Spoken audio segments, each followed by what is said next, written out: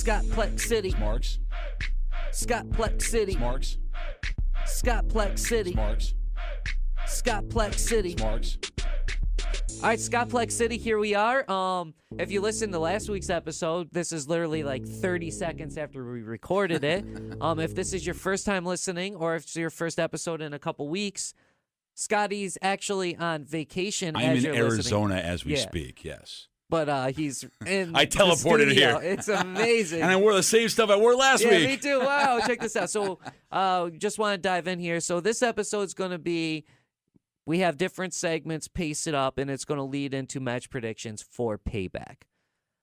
So last week we closed out the episode. Should JBL issue an apology for allegedly bullying, how do you say his name? Mauro Ranallo. For allegedly bullying him. That's been the thing. And allegedly, Mauro's bipolar and stuff going on behind the scenes and everything at work and triggered whatever, allegedly. I guess one of the big things that it stems back from is that, like the Wrestling Observer, one of the wrestling things, they rank the best people that call matches, and Mauro posted one, and because he was the first one. And then on that one show, Bring it to the mic. Bring it to the mic. Bring it to the table. That's it. Yes. The Peter Rosenberg Yes. show. That I guess on there is where he kind of like gave some It seemed jabs. like he was just joking about it. Yeah.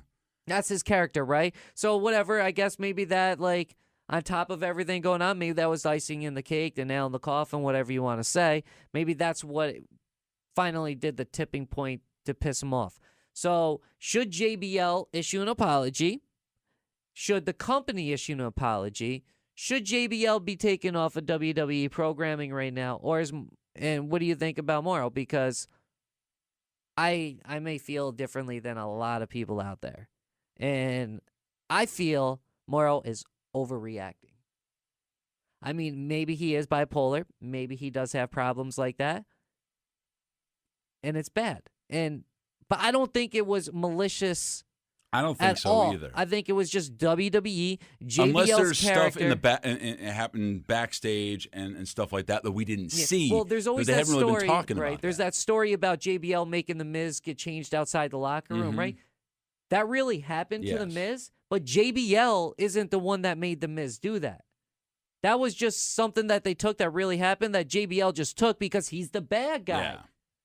How much of this is just an overreaction? I think it might be an overreaction. And yeah, I mean, maybe Mauro does have problems, bipolar or emotion problems and all that stuff, which is very unfortunate. And I don't think you should, antagonize somebody intentionally if they have that. But I don't think it was ever intentional. I think it was just JBL being the JBL character that we know. I feel the same way. Exactly.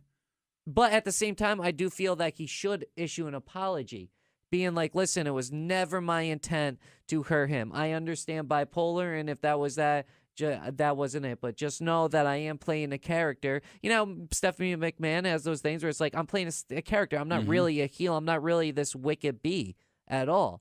That's just my character. I think it should be something similar to something like that. I think he should, understand. It's a two-sided, it's a two-way street, whatever they call it. It's tough. It's a tough situation. I think it's a little bit of both. I totally agree with that. I mean, and the whole thing to me, when you say bullying when you're a grown man, this is the thing I kind of have a problem with. It's like, if you're a grown man and you're saying you're being bullied, to me that kind of makes you a wuss. It's like you either get in that guy's face and confront him and don't do a bunch of stuff like, oh, this person's doing this to me, but no, you get in that person's face and you confront him, and if you have to, you punch his lights out. Yeah. Plain and simple. If you think someone's being that mean and malicious, you get in their face. You don't, have a bunch of people, oh, crime. To me, I mean, a lot of the stuff that I'm seeing on social media and stuff like that, I mean, get behind Mauro. I mean, I think he's a great announcer. I do too. And I think he deserves to be where he's at. But at the same time, when everyone's just saying, oh, yeah, he's just a big bully, when you don't really know the whole story, it's like, I've not heard anything about JBL doing anything to him backstage or anything like that. It just seems to be, from what I'm seeing and hearing, that it was all on air and under the whole JBL character He's just doing his character. He's a heel. He's an a-hole. He's supposed to be like that. And if you're going to get all upset when that guy is supposed to be that way, then what the hell are you doing in the business? Yeah. You should have known what you're kind of getting into. Exactly. Like, there's storylines all throughout it. It's not like calling boxing or MMA at all. Where it's like you have your lead announcer and you have color commentary. You know what I mean? And it's like nobody's face or heel. But when it comes to WWE announcing, there's face and heel and there's a straight guy in it. Exactly. You know what I mean? Well, like when you watch Raw before Byron Saxton went over to SmackDown, Corey Graves was just laying into Saxon so much. I think he said something like when Bayley came out one time and, she's got the inflatable Bayley buddies. Yep. And then Corey said something to the effect was like, you know what? Both Bayley and Byron have in common. Their best friends are inflatable or something like that. That's good. I didn't even hear that. Totally busting on him like that. And you don't hear Byron like, oh, he's making fun of me. I can't do this. But it's just, it's supposed to be that way. Yeah. Listen, I understand, and if you want to tweet at us angrily, you're more than welcome to. And I'm not saying, but once again, I'm not saying anything bad about Mauro. Him. He does have bipolar disorder, but it seems to be that the whole thing is based off the JBL heel character, not him being a bully himself. I've not seen or heard any stories. I mean, I've heard possible stories from people in the past that he was a bully and all that kind of stuff, but as far as this goes, I've not heard about anything backstage or behind the scenes. It just seems to be what he said on air as the JBL character. That's all I've heard. So it's hard to say. Yep. So we'll see what comes of this, but I guess he says that he would like to call professional wrestling again, but he's not going to be calling it, anytime soon. That's sad. I mean, I was so excited when I heard that he was going to be part of WWE. I had heard some of his commentary in some MMA stuff. I was like, oh, this guy's got a great voice, and I love it. And he was always just fun, just the whole Mamma Mia with some of the moves. I loved it. And some of the pop culture references that he would just pop out, and you think about for a second, like, oh, man, that's perfect great. Sense. And now that he's gone, I do miss him. I mean, for the short time he was there, it sucks that he's gone already. I mean, nothing against Tom Phillips either. I mean, I actually enjoy the fact that he's doing stuff. I mean, I especially wish they could put him and Corey Graves back together, because when they were on NXT, again, Corey being the heel character that he is, just totally giving it to Tom Phillips. Shut up, Phillips. It was just always good stuff. So, all right, so that's that for this segment of this episode of Scott Plex City.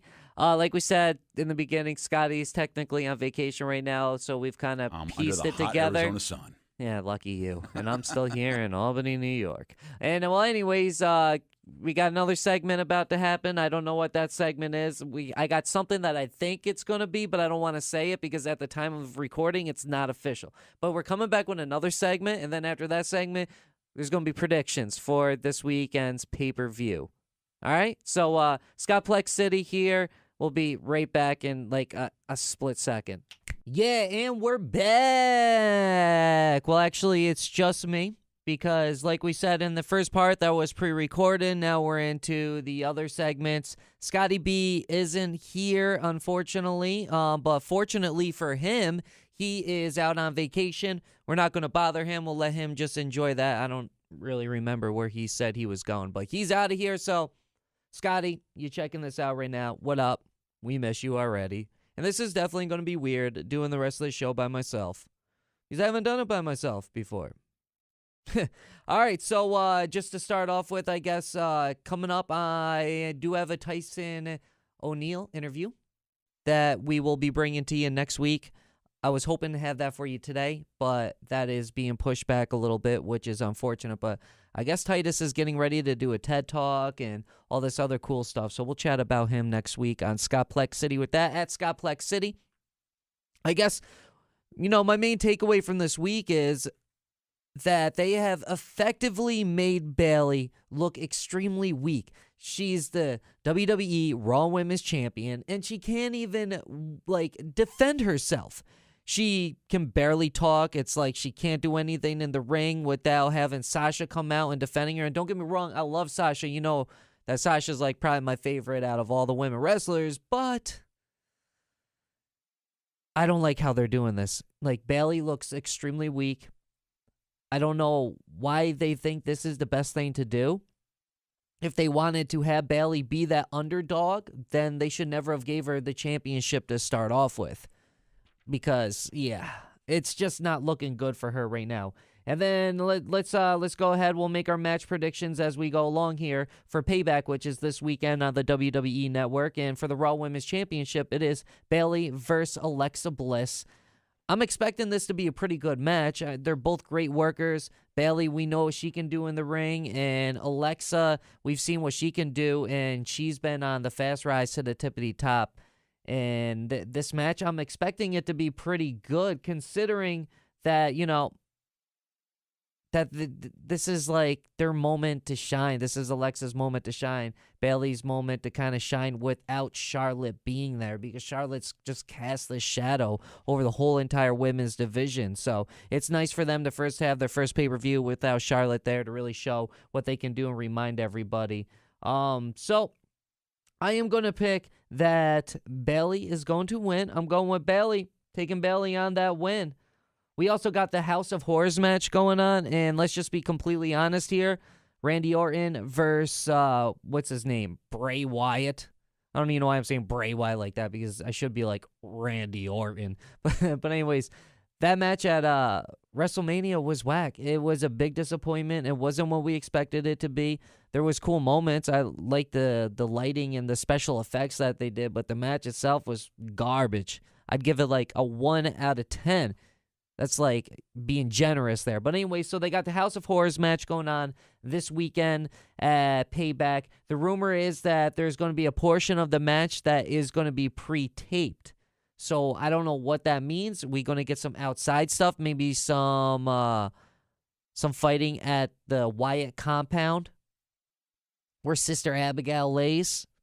That would be pretty cool. But how will they get back into the ring? Will they do magical stuff?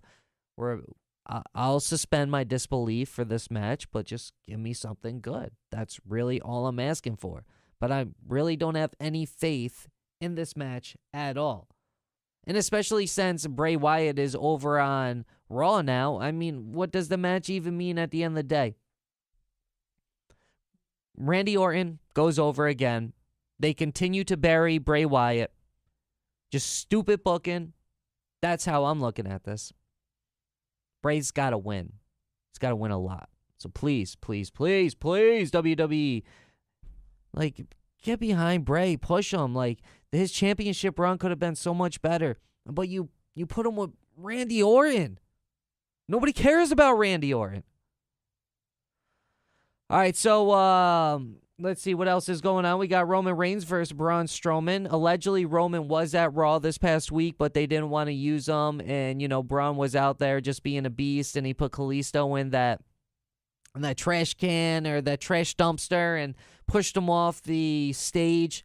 Gotta say, I didn't really like that. The way that they strapped down the lids on the dumpster, that was just like, okay, well, we know that inside that dumpster, there's stuff there to protect them. And even if you didn't have anything in the dumpster to protect him, you could be a lot more safe without being launched out of the dumpster, because that's where the real danger is. So I don't think that was anywhere near as effective as the past week with the ring exploding, I guess we'll say, or when he beat the hell out of Roman Reigns. I don't think that was effective. Like I was saying to Scotty last week, well, what else can they do from here?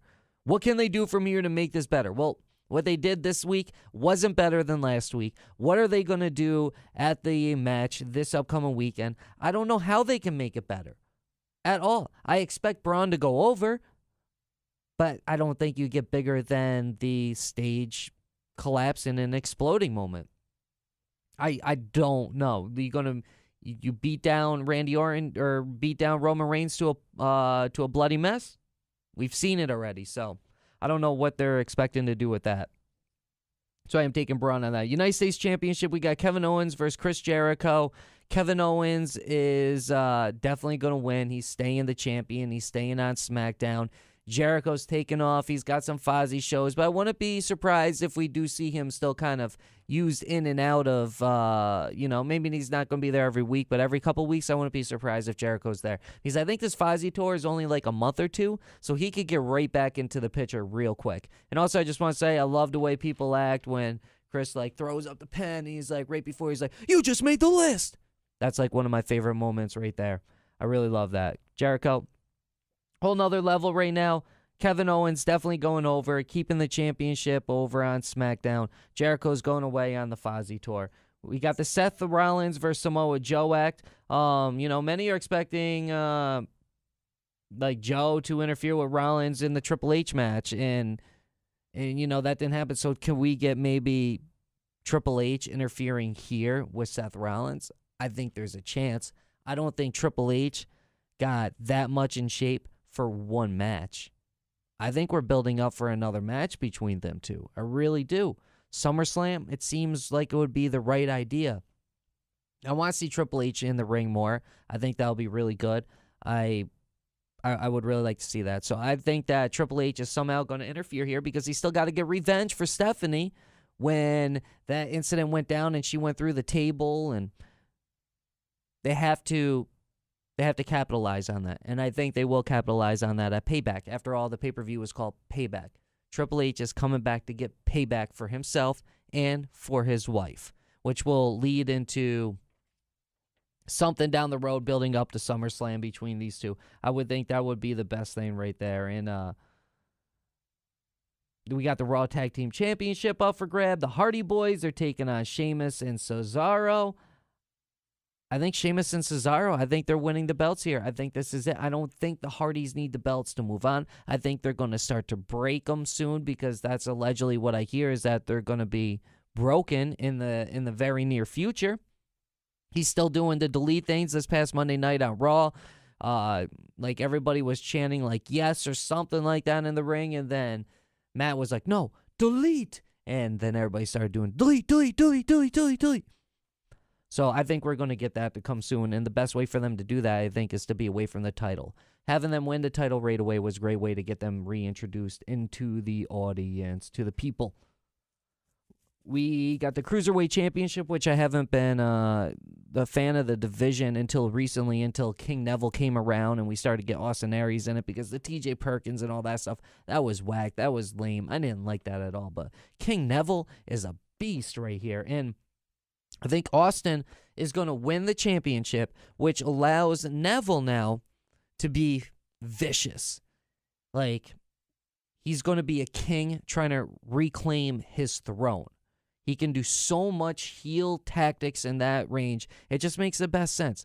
Austin Aries deserves a title. Put the title on him. He's great. He's a great talker. He's great in the ring. He's going to be great for the company to be the champion. Nice face, everybody to cheer. Then you have an extremely heel Neville trying to reclaim his throne. Oh, I think that's exactly what we're looking for right there. We got Enzo Amore versus Enzo and Big Cass. They're taking on Luke and Carl to kick off the show. This developed on Monday night and should be a pretty entertaining match. I'm excited for it. I'm going to take Enzo and Big Cass right there. Then we got the Miz TV featuring Finn Balor. It's on the kickoff show as well. Could this set up something between the Miz and Finn Balor? I would like to see so. I would like to see them on the card, on the next card, maybe together. The Miz is great. He's one of the best heels in the business. That's why I'm surprised he's not on this pay-per-view. But it is a Raw pay-per-view, and he is coming from SmackDown, so it makes sense. But I would like to see him somehow come out, get involved in one of the matches, and really, make even more of a statement that, yo, I'm the Miz, I'm here, and you're going to have to accept that. And, there's a lot of, I wanted to say with the Braun Strowman thing, that his promo that he cut this week, I loved it. Short, that's what it needs to be. 30 seconds, just say a couple sentences and be done. His intro is the funniest of all time. Everybody starts doing that in the audience. I love it. We got SmackDown. Let's go through some SmackDown here real quick. We got Shinsuke Nakamura and Dolph Ziggler. That's setting up to be something special. I can see it there. The promo that they cut this past week was awesome. Ziggler's definitely healing now. He's becoming that heel, and I think this time when he's a heel, I think this is going to be his run because I think he knows that he really has to give extra here, or else he might be out the door in the next year or two if you don't find some way to click even more with the audience because people love him. Let's just be honest. They really do love him, but they don't love him. He's not on Seth level. He's not on Kevin level or Dean level or anything like that. He's like right below that. If he can find a really good heel character, I think that's what it's going to need. And then being teamed up with Shinsuke Nakamura, this is going to be amazing matches right here. I'm super excited for it. Maybe next pay-per-view, we'll really see them square off. I don't think we're going to get a lot of in-ring stuff between them leading up to them. AJ Styles defeated Baron Corbin. AJ Styles can make anybody look good. I know I've been talking very highly of Baron Corbin lately, but Baron Corbin isn't that good. AJ just made him look that good this past week. And Kevin Owens, Kevin is just amazing when he sits down on the commentary and he's just talking his crap and insulting everybody. I truly, really, really like that. So Rusev is petitioning for a championship opportunity at WWE Money in the Bank. He basically has problem with Daniel Bryan. I'd like to see what they're going to do with him because there's so much potential with him. Are they going to really separate him and Lana because Lana's going to start to get into the ring, which is what we want? We want Lana. We want Lana. We were chanting that, 2-3 years ago now? So it's going to be great to see her get in, but are they going to start to separate? Will they go to different brands? What are they going to do with Rusev? How will they rebrand Rusev? Because it looks like Jadena is going to be the new foreign heel that everybody hates because he's out there talking about how he's the new American dream, which I know people are mad at because of Dusty Rhodes and all that, but you know what? I think Dusty would like that right there. I think he would be encourage him to continue doing that. He's a beast right now. And a lot of people are complaining, oh, why him? Why are you letting him run? Why are you giving him a chance? You know what? Well, sometimes you got to give people a chance. And if he can continue what he's doing right now, he could be a really, really good heel. Somebody that we love to boo and somebody that we love to hate. So let's give it a few weeks and see what happens. Give him a nice program here. Let's see where that goes. We touched on the Randy Orton House of Horrors match and everything, but Randy Orton is just super boring. His match versus Eric Rowan, boring, not exciting at all. Breezangle, they defeated the Ascension to be in the Beat the Clock Challenge match this past weekend. Number 1 contenders. I'm excited. I don't expect them to win. I expect them kind of get squashed and walked all over, but stranger things has happened. And at SmackDown, they say it's the land of opportunities. Maybe there will be something there for them. I don't know though. I really doubt it. I would really like to see them give Tyler Breeze a push though. I got one of his shirts. Got a couple of his products. I really like them. Naomi versus Charlotte ended in a no contest. This is great. This is going to be a really great feud. This is the way that Charlotte kind of overshadowed the Raw division with the women, I think is going to help elevate the SmackDown women. SmackDown women didn't have a star like Charlotte. Yeah, Becky Lynch is there, but Becky, if you say the 4 horsewomen, she's number 4 out of the 4 horsewomen. You had Charlotte, Sasha, and Bayley right over on Raw. That's huge stars. And then you just had Becky over on SmackDown. So it's like, but now when you have Becky and Charlotte there, now Charlotte just brings that level to that whole division to a whole nother level. And Naomi, we know she can go in the ring. She finally found a character that I would say works for her and that I'm into, and I would like to see where it goes because she's like sweetheart, she's nice, she's innocent, but then she has that that kick to her where she's mean and she won't take your crap. So I'm really enjoying that. The match on SmackDown to close out SmackDown was really awesome. I'm into that. Also, I'm really into this little what is it? A faction? Is that what they call it? faction here. Little group of women that's forming with Carmella, and then you got what's that one girl? And then I can't even think of their names right now. This is hilarious. We got Carmella. Oh, whatever. It don't really matter, I guess. But there's that group of 4. Oh, man. I'm going to have to look that up real quick, and you're going to have to bear with me.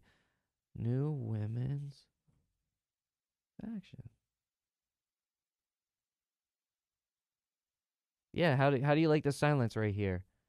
But I really like what they're doing there, and I always thought that they really should have, like, a group of girls together and let them go out and dominate and run wild and be like, yo, you're either with us or with them. And that's exactly what they're doing right there. And that's what I want. I can't find it at all right now. But it is what it is. Scotty, where are you, man? You're supposed to be here to help me right now. But no, you're not here because you decided to go on vacation. Just leaving me and all of our listeners, like, here, just lost and all this. I'm not even trying to look this up anymore. I'm just going on. But they got this nice little women's group this going together, and hopefully they go out there and dominate, and they beat up, Charlotte and Becky and everyone when they can, and that's what I will truly be on board with this SmackDown women's division, because they're doing something different, something special, something to stand out. They're not making it just regular cruiserweight and just run them out, do your match, get done. Now they're building here. Real stories are happening on SmackDown. I love it. All right, and this is a little bit shorter of a show this week because Scotty's not here, and less back and forth, and it's really kind of one-way opinions and one-sided thoughts and all that. CM Punk, to close out the rumors, CM Punk is going to be on MTV's The Challenge. Does he need money? Is that why he's going on it? Is he trying to capitalize off of his fame? Like, why is he going to be on The Challenge? I don't get it. Does he win? Are people going to talk crap to him? Because they get mad wasted on these MTV shows, The Challenge. So is he going to be there getting all wasted or not wasted because he's straight edge, but people are going to get wasted and then start talking crap to him, and then they're going to fight, and then he's going to be like, yo, well, I fought in the UFC, so I'm going to beat you up, and they're going to be like, nah, boy, you got knocked down in the UFC, you just a wrestler, and he's like, oh, blah, blah, blah, blah, blah. Are we going to get some of that? Because I would kind of really like to see that, because that would be absolutely hilarious. So we got him going to be on the upcoming season of The Challenge, which debuts in, I believe, May. It's on our @ScottPlex City Twitter, which I am going to right now. So yeah, so be looking out for CM Punk on that. It'll be May 16th. May 16th it premieres. Be looking out. All right, so that's going to do it for this week's edition of ScottPlex City, or else I'm just going to be rambling and talking on and on and on. And I just kind of did about 20 minutes or so by myself, and that's a lot. I didn't even think I was going to really talk that long, to be honest with you. I didn't extra prepare for this week or anything like that. I just came in the way that I normally do. And to be honest, I just realized that I rely on Scotty a lot for this show. So Scotty B, back at it next week. Video version drops tomorrow on Thursday. If you're watching the video version right now, hi, what up? How you doing? @ScottPlex City on Facebook, Instagram, Twitter. We appreciate you checking in each and every single week. Remember, Payback is this weekend. And until next week, enjoy the next few days of wrestling. @ScottPlex City. Deuces. ScottPlex City. Marks. ScottPlex City. Marks. ScottPlex City. Marks. ScottPlex City. Marks.